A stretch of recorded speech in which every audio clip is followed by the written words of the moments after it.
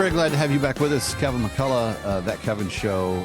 Here as we get 2024 kicked off in the early portion of the year, I wanted to give us a little sense of some of the things that we had talked about in terms of persecution of people for their faith around the globe. As you know, we kind of talk about this on a regular basis, and as far as I know, I'm the only radio show, television show on the planet that does so intentionally. Sometimes headlines will pop up, but we make it a focus here for a very specific reason. That is because no one else, everybody else refuses to, and it needs to be discussed.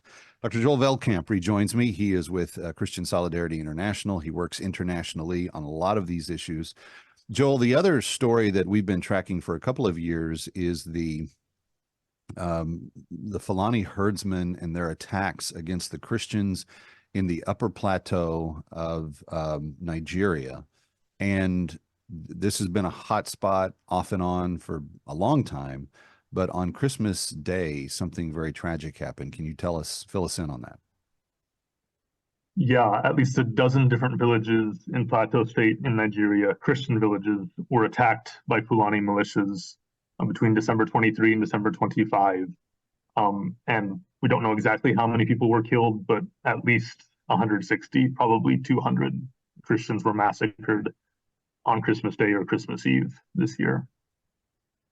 The purpose of which was what? What do the herdsmen hope to accomplish in carrying this out? It's a slow genocide process or slow ethnic cleansing process. They want to terrorize the Christians into leaving this land so they can have this land for themselves. Partly it is just a desire for land, but there's also this long-standing tradition of Muslim dominance over Christians in this region of Nigeria. And that's a tradition that was reinforced by the British when they colonized Nigeria. They basically gave this region and the Christians who live there to the Muslims to rule over. So there's a sense of entitlement and the sense that this land really should belong to Muslims and they should be able to take it from Christians. People may not be as familiar with the term Fulani herdsman, but they've heard the term Boko Haram. Can you give us a little bit of a profile of who this group is? Yeah, Boko Haram and the Fulani militias are kind of two flavors of the same stream, which is in northern Nigeria. There's been a real revival of Islamic radicalism in the last 30 years. So Boko Haram was a very religiously oriented group from a certain ethnic group. And they had launched a jihad to overthrow the entire Nigerian government and invade other countries as well. It was quite grandiose in scale. But Boko Haram has diminished in the last few years. The Fulani militias aren't necessarily dedicated to overthrowing the Nigerian government. They just want to destroy the Christians in certain regions of Nigeria. So they have a tinier target, but it's more deadly. It's more deadly, for sure, than Boko Haram. And because it's not a threat to the Nigerian government, they don't get very much attention from the U.S. or from the U.S.'s allies. It was my understanding that the current Nigerian president is a supporter of the herdsmen. He's ambiguous. Yeah, he is keeping quiet right now. Which is an endorsement. If you don't condemn the evil, then you're kind of saying it's okay. That's the way a lot of Nigerians see it, and I tend to agree with them. Yeah.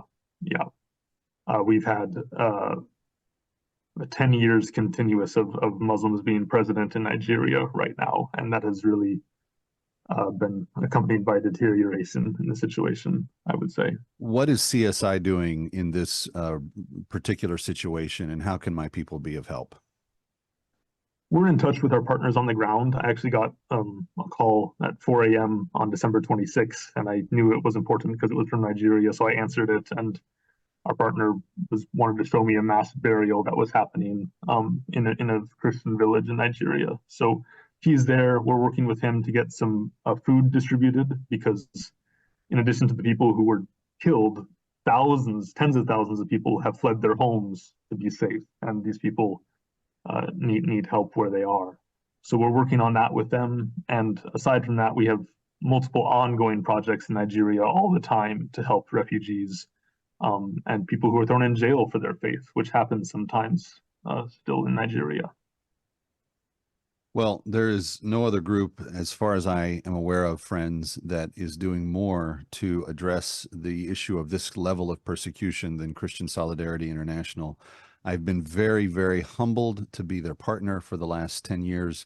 And you and I, working together every year, continue to liberate slaves in their name in Sudan. Again, our goal was to liberate about 190 in 2023, and you just stepped forward in a dramatic and impressive way. 210 plus have been liberated because of your generosity and because of your care for those that are in deep trouble.